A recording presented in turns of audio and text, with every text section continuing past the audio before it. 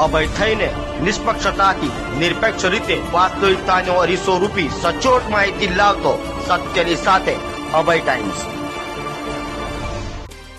સુરતના લાલગેટ પોલીસ મથક વિસ્તારમાં ગત 19 મેના રોજ ધાસ્તીપુરા જિલ્લાની બ્રિજ પાસે રિક્ષામાં બેસેલા માથાભારે સમીર માંડવા પર કરાયેલ ફાયરિંગ પ્રકરણમાં સીસીટીવીમાં કેદ થયેલા હુમલાખોરોને લાલગેટ પોલીસે ઝડપી પાડી તેઓ પાસેથી હથિયાર પણ કબજે કર્યું હતું।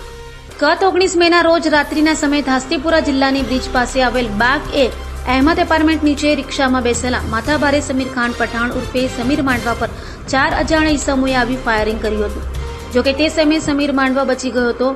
આ ગંભીર ગુનામાં સંડોવાયેલા આરોપીઓ સીસીટીવી કેમેરામાં કેદ થયા હોય, જેથી આરોપીઓને ઝડપી પાડવા માટે નાયબ police commissioner zone 3 Pinakin Parmar તથા મદદનીશ પોલીસ કમિશનર ઈ ડિવિઝન RR આહિરના માર્ગદર્શન હેઠળ લાલગેટ પોલીસે તપાસ હાથ ધરી હતી અને લાલગેટ પોલીસ મથકના પીઆઈ તથા ટીમ દ્વારા ફાયરિંગ કરનાર આરોપીઓ હારૂન અહેમદ સંધવાણી,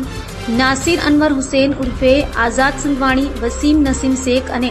મોનુ આદિત્ય સ્વાઈને ચોકબજાર વિસ્તારમાંથી બર્ગમેન અને ગુનામાં વપરાયેલ હથિયાર દેશી ચમચા સાથે ઝડપી પાડ્યા હતા। તો આરોપીઓની પૂછપરછ કરતા આરોપી હારૂન અને નાસિરને અગાઉ સમીર માંડવા તથા તેના મિત્ર સાથે ઝઘડો થયો હતો અને સમીર માંડવા વારંવાર તેઓના ઘરે જઈ ધમકી આપતો હોય, જેથી બંને આરોપીઓએ મિત્રો વસીમ અને સોનુને રહેમતનગર વિસ્તારમાં બોલાવી સમીર માંડવાને મારવાનો પ્લાન બનાવ્યો હતો અને આરોપી હારૂન પાસે ગેરકાયદેસર તમંચો હોય તે લઈ સમીર માંડવાની વોચ રાખી તે મળી આવતા ફાયરિંગ કરી હોવાની કબૂલાત કરી હતી।